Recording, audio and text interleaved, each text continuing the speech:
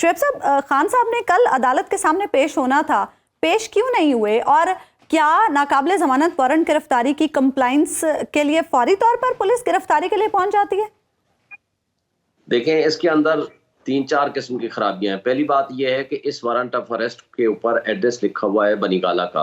अच्छा। पुलिस पाबंद है, वहां जाती और उसको वहां एग्जीक्यूट कराती, वहां से कुछ स्टेटमेंट लेती और आकर अदालत के पास आकर अपना बयान देती और बयान अल्फी जमा कराती कि जनाब ये शख्स जो है यहाँ नहीं रहता और इसका एड्रेस चेंज हो गया और फलां जगह पे रहता है।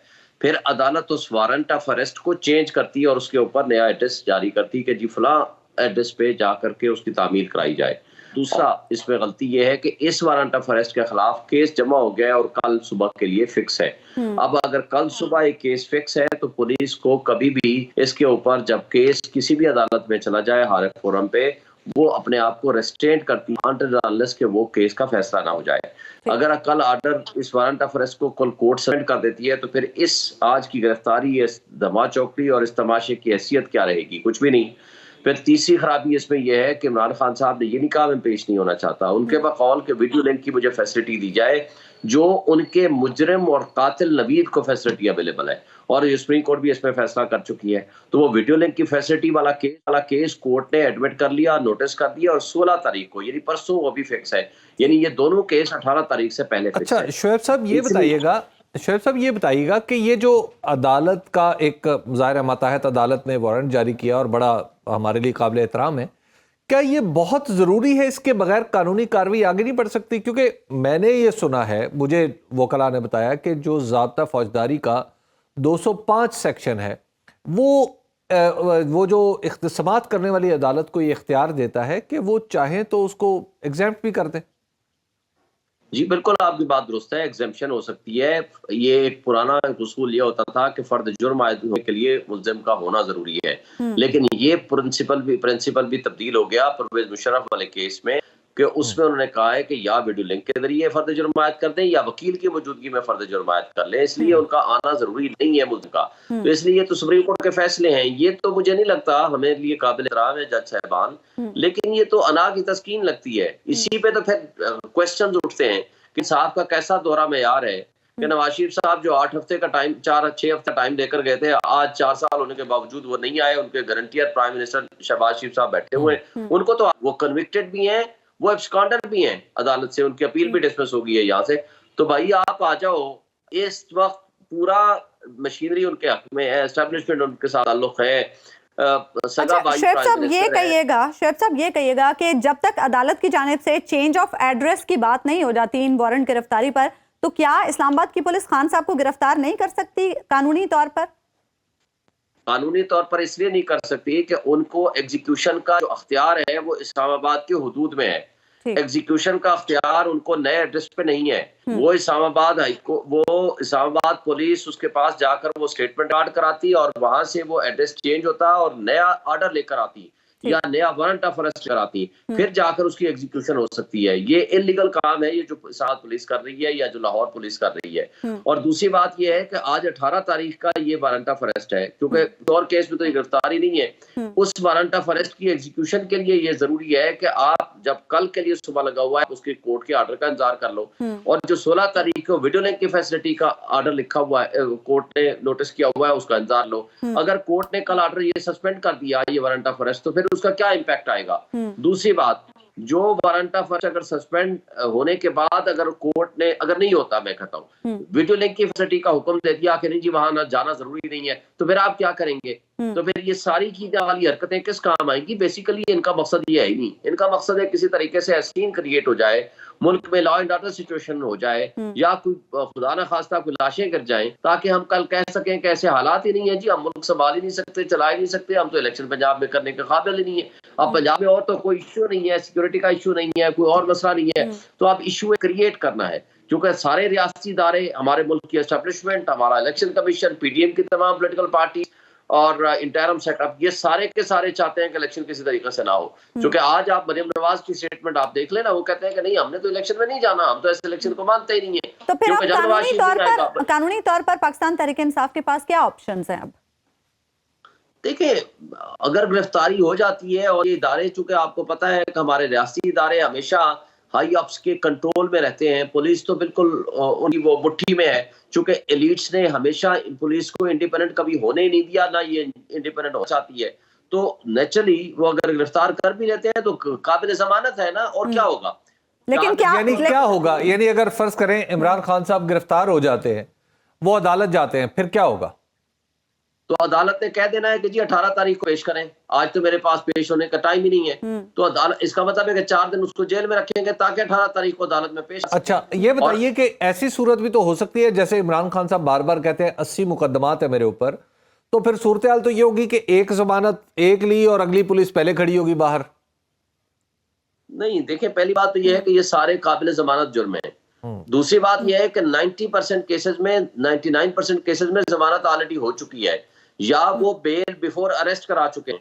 तो हाई कोर्ट ने खुद 21 तारीख फिक्स की हुई है अपने पास, जो बेल बिफोर अरेस्ट की तारीख है, और बाकी सब में बेल जमानतें हो चुकी हैं। तो कोई जुर्म तो ऐसा है नहीं कि कोई खुदा ना खास्ता कत्ल तो उसने किया नहीं है, कोई ऐसा जुर्म नहीं है जिसके ऊपर ये 1 दिन का जमानत है, 2 दिन की जमानत है, 3 दिन की जमानत है। काबिल जमानत जुर्म है सारे। बहुत बहुत शुक्रिया शोएब शाहीन साहब, आप हमारे साथ मौजूद थे। एक अहम डेवलपमेंट ये हुई है कि CCPO लाहौर की क़यादत में 5 रुकनी वफ्द इस वक्त खान साहब की रहायशगाह के अंदर गया है, और ये कहा जा रहा है कि शायद कोई बातचीत करने के लिए ये लोग अंदर गए हैं। इसी बारे में हम जान लेते हैं। हमारे नुमाइंदे मिर्जा रमजान बेग हमारे साथ मौजूद हैं। रमजान, बताइएगा, 5 रुकनी वफ्द मुज़ाकरात के लिए अंदर गया है, किससे बातचीत होगी? जी बिल्कुल जी, रेंजर्स के जो अफसरान हैं वो CCPO लाहौर के और DIG इन्वेस्टिगेशन सोहेल सुखेरा के हमरा जो है वो अंदर रहनुमाओं के साथ बातचीत के लिए गए। अभी मुज़ाकरात जारी हैं, लेकिन उसके बावजूद बाहर की जो जमान पार्क की सूरत हाल है, वहाँ पर आंसू गैस और शेलिंग का बेदरेग इस्तेमाल किया जा रहा है, और कारकुन जो है वो पथराव कर रहे हैं। मजीद 5 और अहलकार जो जख्मी हो गए हैं और उनको तिब्बी इमदाद के लिए अस्पताल ले जाया जा रहा है। अच्छा, ये बताइए, रेंजर्स ने कौन सी पोजीशन संभाली हुई है, आप बता रहे हैं अभी? जी पहले 2 मरतबा पुलिस की जो गाड़ियां थी और बाकायदा जो एलीट के जो जवान थे वो अंदर जाने की कोशिश की, लेकिन वो नाकाम हो गए। जब अंदर से पथराव किया गया तो वो वापस आ गए, जिसके बाद रेंजर्स ने अब पुलिस के हमरा मुश्तरका ऑपरेशन करने के लिए अंदर गए। तो उस दौरान रेंजर पर भी पथराव किया गया और अभी भी पथराव किया जा रहा है, आंसू गैस शेलिंग भी की जा रही है। लेकिन एक तरफ कारकुनों को पकड़ने की कोशिश की जाती है तो दूसरी तरफ से कारकुन घुसाते हैं। इसी तरह किनार रोड की जो दूसरी जानब है वहां पर भी यही हालात है, यही सूरत हाल है। और CCPO लाहौर ब्लास्ट कमियाना अपने अफसार के हमरा उनकी रहनुमाओं से बातचीत कर रहे हैं, लेकिन बाहर अगर देखा जाए तो अभी भी वाटर कैनन जो थी वो उसको उन्होंने आग लगा दी है। और जो कारकुन थे बड़ी तादाद में 200 से 250 के करीब जो अंदर पठान जो है तो उन्होंने बाकायदा तौर पर जो गलेलों के जरिए वहां पर जो ना इनके ऊपर। अच्छा, ये बताइए कि कारकुनों की तादाद बढ़ रही है या कम हो रही है? कारकुन तकरीबन जो डेविस रोड की तरफ आने वाला रास्ता वहां से कारकुन दाखिल होने की कोशिश कर रहे हैं बड़ी तादाद में, और मार रोड की तरफ से आ रहे हैं, और दूसरा जो धर्मपुरा अंडरपास है वहां से घुसने की कोशिश कर रहे हैं। और कारकुन मजीद उन्होंने कॉल भी कर दी थी, जिसके बाद कारकुन मजीद मार रोड की तरफ गामजन है, और दूसरी तरफ पुलिस उनको पकड़ने की कोशिश कर रही है, लेकिन आगे से वो पथराव करते फिर पुलिस को मजबूरन आंसू गैस और शेलिंग का इस्तेमाल करना पड़ा है। और अभी भी माल रोड और जमान पार्क के बाहर जो है वो मैदान जंग बना हुआ है। सुबह के वक्त ये कहा जा रहा था रमजान के 1100 तकरीबन पुलिस वाले इस्तेमाल हो रहे हैं, क्या वही तादाद है, सुबह वाली है? नहीं जी, सुबह जब इस्लामाबाद की टीम जब लाहौर पहुंची तो DIG जो सुखेरा साहब हैं उनके साथ मीटिंग हुई, फिर CCPO लाहौर के साथ पुलिस लाइन में मीटिंग हुई, और इस्लामाबाद को जो DIG क्योंकि वो जख्मी हो चुके हैं इस टाइम सर्विस हॉस्पिटल में हैं, तो जिसके बाद बिलाल सदीक कमियाना खुद यहाँ पर मुज़ाकरात के लिए जमान पार्क रहनुमाओं के साथ पहुंचे। तो इस दौरान फिर हंगामा रही कड़ी होगी और पुलिस को मजीद नफरी जो है वो तलब कर लेगी। इस वक्त तकरीबन 12,000 के करीब पुलिस की नफरी जो है 12,000 जी, और अभी जो है वाटर कैनन और वाटर बूजर की गाड़ियां बुलवाई जा रही हैं, और प्रिजन वैन भी 3 से 4 मजीद मंगवाई। कभी रमजान, आप क्राइम रिपोर्टर हैं, कभी इतना बड़ा ऑपरेशन किसी की गिरफ्तारी के लिए देखा है? आपकी याद में कुछ हो?